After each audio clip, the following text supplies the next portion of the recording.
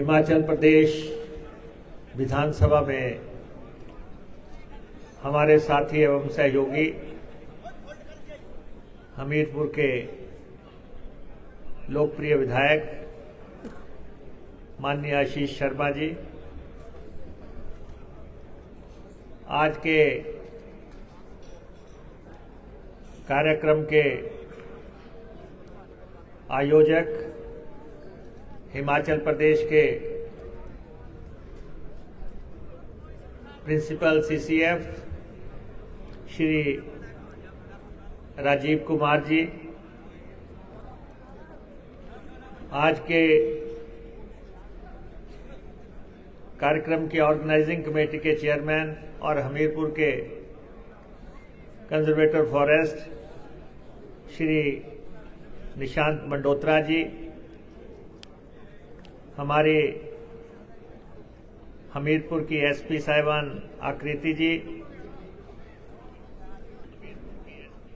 प्रेम कौशल जी, हमारी पार्टी के सर्वश्रेष्ठ प्रवक्ता बलबीर बबलू जी, वन विभाग के तमाम अधिकारीगण, हमारे जल शक्ति विभाग के चीफ इंजीनियर विजय ढडवालिया जी, अन्य अधिकारीगण, उपस्थित साथियों, प्रेस के बंधुओं और आज के इस आयोजन में वन विभाग के हमारे कर्मचारी जो कि 24 में राज्य स्तरीय वन खेलकूद प्रतियोगिता में हिस्सा ले रहे हैं, उन सबको मैं शुभकामनाएं देना चाहता हूं और हमीरपुर के इस रमणीक और ऐतिहासिक स्थल पर आप लोगों को संबोधित करते हुए मुझे अपार प्रसन्नता हो रही है। आज के इस राज्य स्तरीय कार्यक्रम में हिमाचल के मुख्यमंत्री श्री सुखविंदर सिंह सुक्खू जी को आना था, लेकिन क्योंकि वो विदेश दौरे पे हैं और प्रदेश में निवेश को लाने के लिए जो कार्यक्रम हो रहा है उसमें हिस्सा ले रहे हैं और हमारे चीफ पार्लियामेंट्री सेक्रेटरी भी जो फॉरेस्ट के हैं भाई सुंदर ठाकुर जी, वो भी बाहर हैं, तो ऐसे में मुझे आपके बीच में आने का मौका मिला और मैं आपको शुभकामनाएं देता हूं। बहुत ही अच्छा मार्च पास्ट आपने यहाँ पे किया और प्रदेश के कोने कोने से आप लोग यहाँ पे आए हैं और प्रिंसिपल सीसीएफ साहब ने जैसे कि बताया कि आप लोगों ने हिंदुस्तान में भी अपना खेल जगत में लोहा मनवाया है और बहुत लोगों ने मेडल्स हासिल किए हैं। ये हमारे लिए बहुत ही खुशी का विषय है कि आप लोग अपने काम के साथ साथ खेल कूद को बढ़ावा देने के लिए अपना समय दे रहे हैं और जहां तक हमारे वन विभाग का सवाल है, हिमाचल प्रदेश का अधिकांश हिस्सा वनों के अधीन आता है। उसकी रक्षा करने, उसको माफिया से बचाने के लिए आप निरंतर कार्य कर रहे हैं और 8,000 के आसपास कर्मचारी इस विभाग में हैं, अधिकारी और कर्मचारी। और अभी हम और भर्ती भी विभाग में करने जा रहे हैं। 2061 के आसपास वन मित्र बहुत जल्दी हम तैनात करने जा रहे हैं प्रदेश में, और ताकि वनों की सुरक्षा और सजगता से और मैन पावर के साथ की जा सके। आपको मालूम है कि सिद्धांत तौर पे हिमाचल प्रदेश ने हमेशा वनों को बचाने का प्रयास किया है। आज लगभग 40 साल होने लगे हैं जब हमने हिमाचल प्रदेश में वनों के कटान पे रोक लगाई थी, और हालांकि हमारा अधिकांश क्षेत्र वनों के अधीन है, लेकिन इतना बड़ा वनों का क्षेत्र होना और इतनी बड़ी मैन पावर होने के बावजूद हमें वनों से जो इनकम है वो बिल्कुल नगण्य है। विभाग की पूरी आय जो है 70 करोड़ रुपए के आसपास है। तो विभाग को प्रदेश की आर्थिकी में कैसे भूमिका निभानी है, ये भी एक बहुत बड़ी चुनौती हमारे अधिकारियों और आप कर्मचारियों के समक्ष है, क्योंकि कटान पे प्रतिबंध है।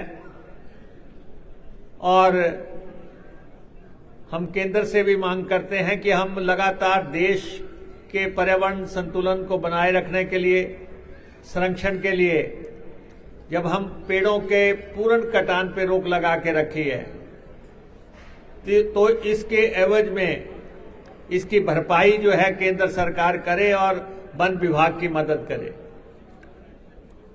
लेकिन ऐसा बार बार प्रयासों के बावजूद संभव नहीं हो पाया है। हिमाचल प्रदेश ने तो जो सेब की पेटियां भी पहले लकड़ी की बना करती थी, उस पे भी रोक लगा के गत्ते की पेटियों का प्रचलन शुरू किया। और जो माफिया का दौर था जिस समय, उसमें हिमाचल प्रदेश में पूरी तरह पेड़ों के कटान पे रोक लगाई, तो एक लंबा समय बीत गया है। लेकिन देश के लिए हमने कटान पे रोक लगाया, लेकिन इस पहाड़ी प्रदेश की कोई मदद किसी स्तर पे नहीं हुई है। और हाल ही में आपने देखा कि यहां पे बहुत बड़ी त्रासदी आई, 12,000 करोड़ रुपए का हिमाचल प्रदेश का नुकसान हुआ, और हम केंद्र से एक रिलीफ पैकेज की मांग करते रहे, और वो पैकेज तो हमें हासिल नहीं हुआ। और हमने उसके बाद कहा था कि जो हमारा क्लेम है, जो लगभग 5,000 करोड़ रुपए का बनता है, वो हमें दिया जाए। और उसकी बात हम पूरी दृढ़ता से हर मंच पे, हर तरीके से, विधानसभा के अंदर, विधानसभा के बाहर लगातार रख रहे हैं। और अब भी जो राशि केंद्र जारी कर रहा है, वो किसी के कहने पे नहीं, अलबत्ता जो प्रयास हिमाचल प्रदेश सरकार का है, जो निरंतर दबाव हिमाचल प्रदेश बना रहा है, उसकी बदौलत जो राशि आ रही है, उस पे भी कुछ लोग राजनीति करने का प्रयास कर रहे हैं, जो कि कतई भी सही नहीं है। तो इसलिए हम ये प्रयास जारी करते रहेंगे, लगातार प्रयास करेंगे कि जो हमारा क्लेम बनता है, अगर पैकेज नहीं तो क्लेम कम से कम हमें जो 5,000 करोड़ रुपए का है, वो हमें उपलब्ध करवाया जाए। और जंगलों को बचाने के एवज में जो मदद हमारी बनती है, वो मदद हमारी की जाए। और हमने तो आपके सामने जिन प्रजातियों को लोग मान्यता देते हैं, चाहे वो पीपल का पेड़ है, चाहे बड़ का पेड़ है, चाहे आम का है, या ऐसी 9 प्रजातियों पे जो है वर्किंग प्लान से हट के कटान पे पूरी तरह रोक लगा रखी है। और खैर के पेड़ों के जो कटान की मांग लगातार यहाँ विशेष तौर पे इस क्षेत्र से आया करती थी, उसकी लड़ाई हमने सुप्रीम कोर्ट तक लड़ी और उसके बाद अब उसके कटान की परमिशन मिली है, जिससे कि विभाग के आय में 10 करोड़ रुपए के आसपास इजाफा होने का उम्मीद है। तो इसलिए लगातार वन विभाग भी प्रयास कर रहा है, उसके ऑफिसर भी प्रयास कर रहे हैं कि वनों को बचा के भी रखा जाए और वनों से आय के संसाधन भी तलाशे जाएं। और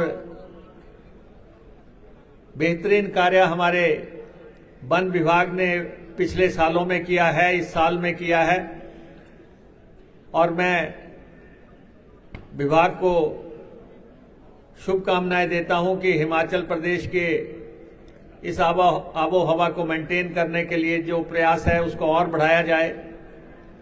हम भी प्रदेश को हरित प्रदेश बनाने के प्रयासों को और तेज कर रहे हैं। प्रदेश में अगर ई टैक्सीज का प्रचलन हम बढ़ा रहे हैं तो इसीलिए है कि हमारा पर्यावरण संतुलन बना रहे। अभी हाल ही में हमने स्कीम लॉन्च की है बेरोजगारों के लिए कि अगर वो ई टैक्सी खरीदते हैं तो उनको टैक्सी खरीदने के लिए 50% का अनुदान हिमाचल प्रदेश सरकार देगी गाड़ी खरीदने पे, और उसके बाद वो गाड़ी 4 साल के लिए हिमाचल प्रदेश सरकार के कार्यालयों में तैनात कर दी जाएगी और उस गाड़ी पे हर महीने 50,000 रुपया उस युवा बेरोजगार को दिया जाएगा जिसके पास लाइसेंस भी होगा और जिसकी आयु जो है 23 साल से ऊपर होगी। बहुत अच्छा रुझान इस योजना में मिल रहा है, बहुत लोग युवा लोग इसमें अप्लाई कर रहे हैं। प्रदेश में इलेक्ट्रिक बसेस लाने के लिए हम प्रयासरत हैं और उसका पहला स्टेशन इसी जिला के नदौन में बनाने के लिए हम कदम बढ़ा रहे हैं।